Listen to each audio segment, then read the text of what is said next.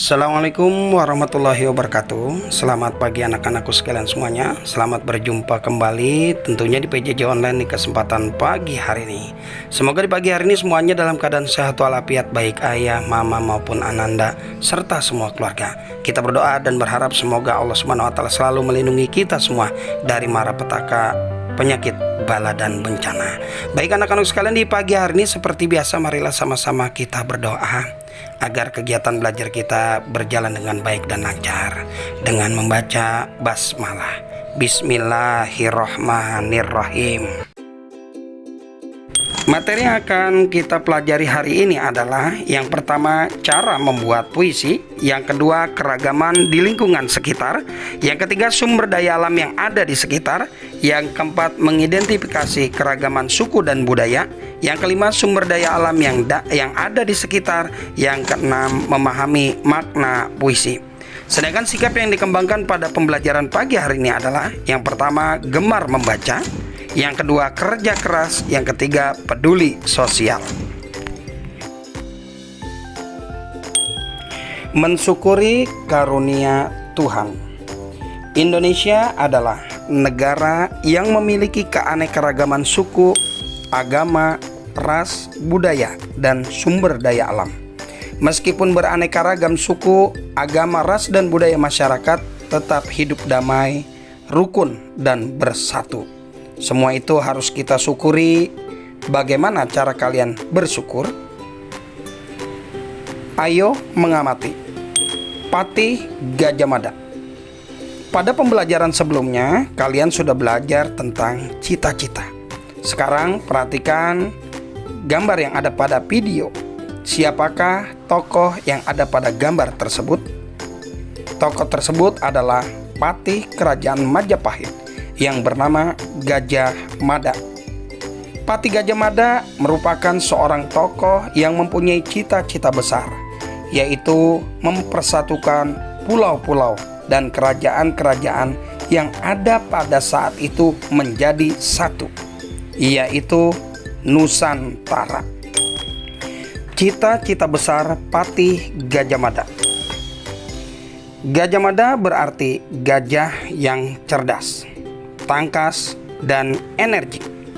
Ia memulai pekerjaannya sebagai anggota prajurit Bayangkara. Karena kemampuannya, Gajah Mada diangkat menjadi kepala prajurit Bayangkara yang bertugas memimpin pasukan pengamanan dan pengawal raja. Gajah Mada adalah seorang pahlawan dari Majapahit yang bercita-cita untuk mempersatukan Nusantara dalam kedaulatan Majapahit. Gajah Mada merupakan pahlawan yang tegas dan pintar dalam menyusun strategi perang. Hal ini terbukti ketika Gajah Mada berhasil menumpas pemberontak-pemberontak besar. Misalnya pemberontakan Kuti yang dipimpin oleh R.A. Kuti yang terjadi pada masa pemerintahan Jaya Negara tahun 1309 sampai dengan 1328. Pemberontakan R.A. Kuti ini merupakan pemberontakan yang berbahaya karena pasukan R.A. Kuti bisa menduduki ibu kota Majapahit saat itu.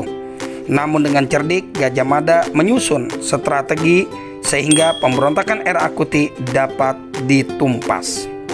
Sejak keberhasilan Gajah Mada menumpas pemberontakan R.A. Kuti, karirnya makin menanjak. Atas jasa-jasanya, Gajah Mada diangkat menjadi seorang patih pada pemerintahan Jaya Negara. Ia menjadi Mahapatih atau Menteri Besar pada masa Ratu Tribuana Tunggadewi, dan kemudian sebagai Amangkubumi atau Perdana Menteri yang mengantarkan Majapahit ke puncak kejayaannya. Ketika pengangkatannya sebagai patih, Gajah Mada mengucapkan sebuah sumpah yang dikenal dengan Sumpah Palapa. Sumpah Palapa ini tercantum dalam Serat Paparaton atau beberapa kalangan menyebutnya sebagai Kitab Paparaton.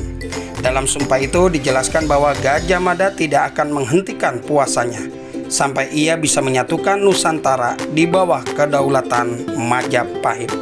Sumpah Palapa bukan hanya isapan jempol Gajah Mada. Semua yang ia sumpahkan memang dilaksanakan dengan baik. Terbukti bahwa saat itu wilayah Majapahit meliputi seluruh wilayah Nusantara.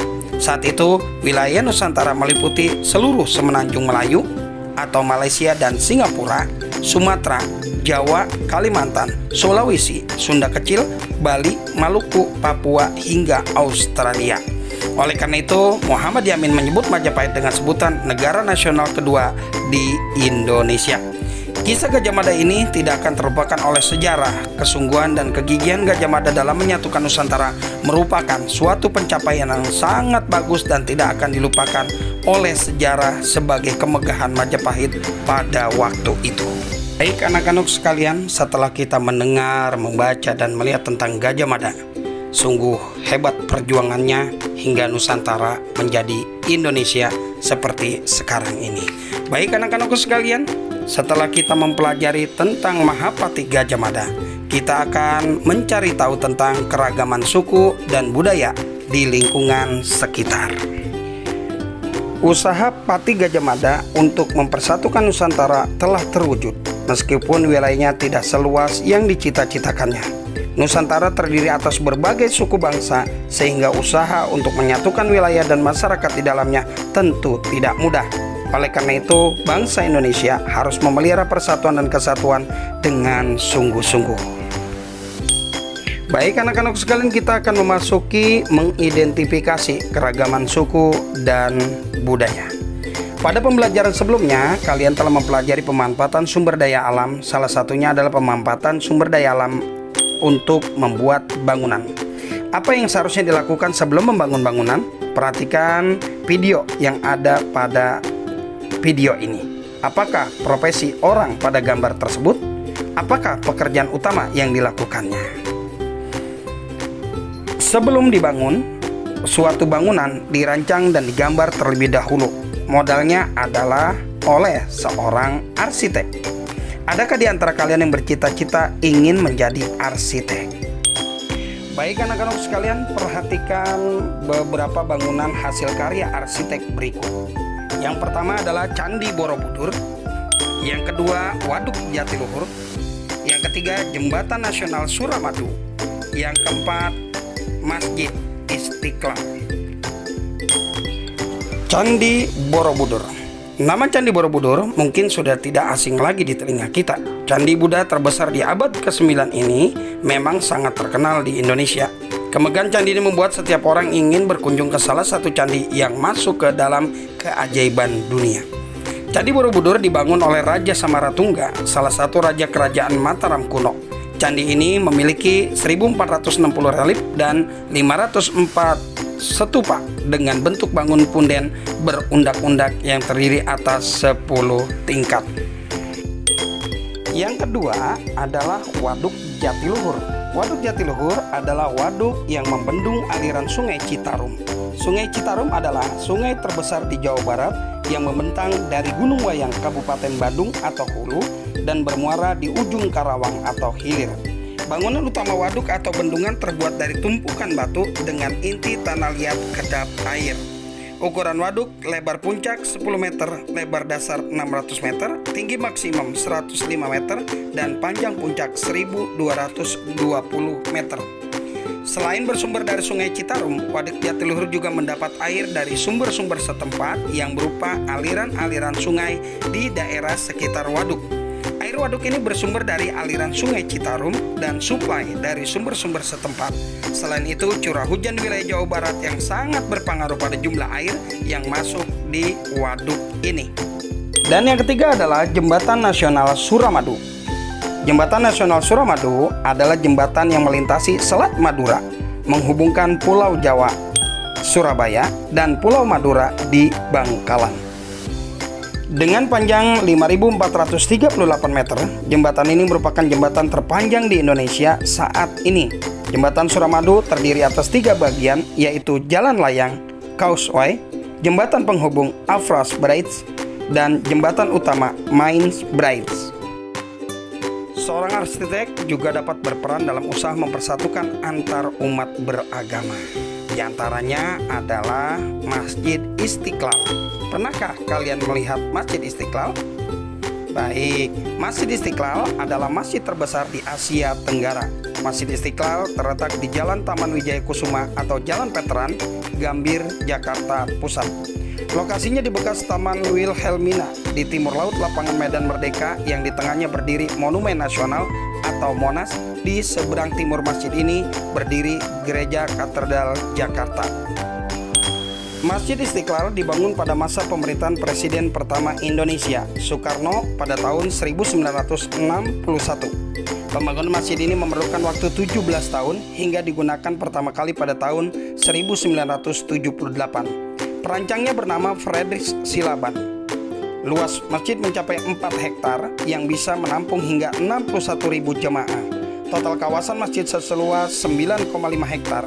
Masjid ini ditopang 12 pilar raksasa dan 5.138 tiang pancang. Masjid Istiqlal memiliki menara setinggi 90 meter.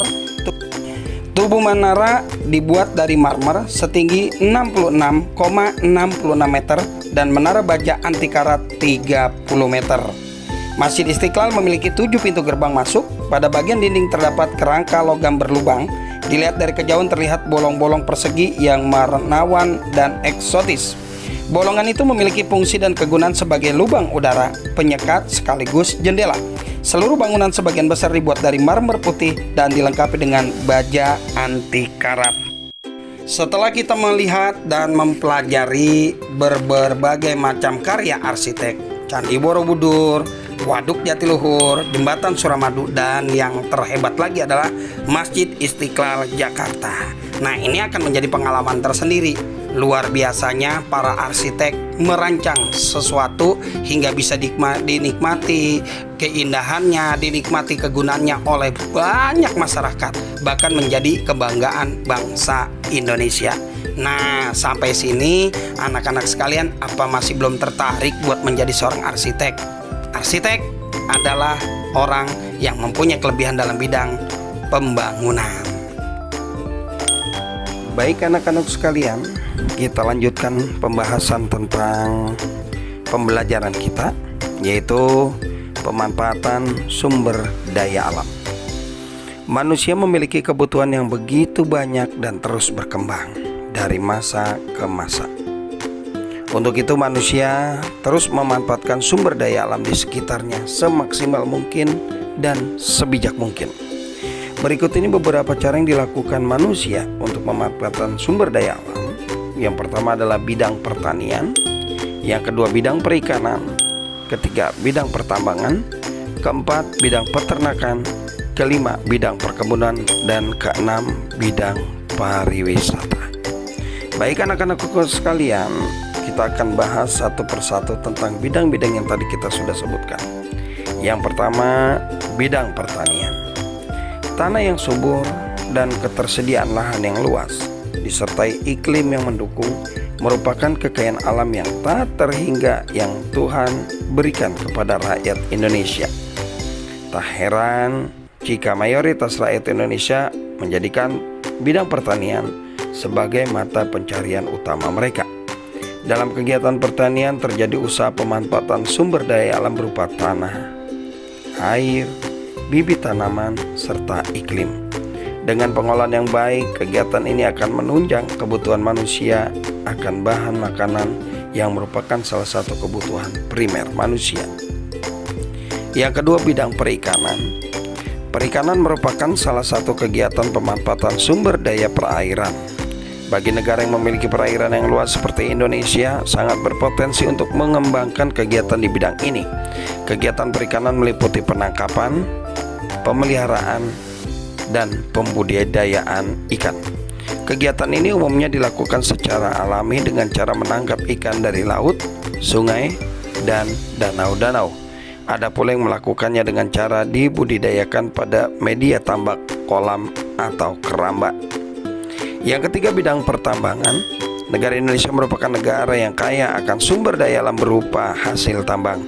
Kekayaan ini tersebar di seluruh daerah di Nusantara, baik yang terhampar di permukaan tanah maupun yang terpendang di dalam perut bumi.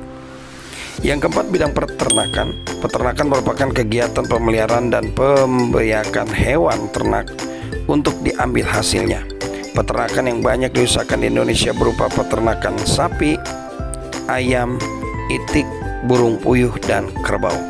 Hasil kegiatan peternakan dapat berupa susu, daging, telur, kulit, dan bulu. Bidang perkebunan. Bidang perkebunan adalah usaha budidaya tanaman musiman atau tahunan dengan lahan yang relatif luas. Perkebunan digolongkan dalam jenis perkebunan besar dan perkebunan rakyat. Perkebunan besar merupakan perkebunan yang diselenggarakan oleh perusahaan negara atau swasta yang berbadan hukum. Adapun perkebunan rakyat adalah perkebunan yang diselenggarakan oleh perseorangan atau kelompok yang tidak berbadan hukum. Komoditas perkebunan yang dikembangkan di Indonesia antara lain teh, karet, kopi, kelapa, coklat, dan kelapa sawit. Berikutnya pariwisata. Kebutuhan manusia ada yang bersifat jasmani dan rohani. Kebutuhan akan kenyamanan rohani bisa didapatkan dengan cara berwisata. Alam terbentang indah berupa lautan, pegunungan, danau, air terjun, dan sejenisnya memberikan manusia kepuasan tersendiri. Selain itu, berbagai objek wisata alam jika dikelola dengan baik dapat memberikan keuntungan yang besar bagi daerah maupun penduduk sekitarnya. Baik, ini aja anak-anakku sekalian pembelajaran kita pada kesempatan pagi hari ini. Tentunya Pak Endang berharap semuanya tetap semangat, semuanya tetap jaga protokol kesehatan yang telah diatur oleh pemerintah. Di antaranya dalam mencuci tangan, memakai masker, dan menjaga jarak. Dan yang terlebih-lebih lagi, kita berdoa kepada Allah Subhanahu wa Ta'ala semoga kita semua terhindar dari malapetaka, penyakit, bala, dan bencana. Tugas kalian yang pertama adalah silakan bacakan puisi tentang Mahapati Gajah Mada. Boleh voice note, boleh video. Yang kedua, Candi Borobudur dibangun pada masa raja. Yang ketiga, tuliskan 6 sumber daya alam yang ada di dalam video. Yang keempat, tuliskan 3 tempat pembudidayaan ikan. Yang kelima, tuliskan pengertian perkebunan rakyat. Itu aja. Kita bertemu lagi di waktu dan gelombang yang sama. Mohon maaf atas segala kekurangan. Assalamualaikum warahmatullahi wabarakatuh.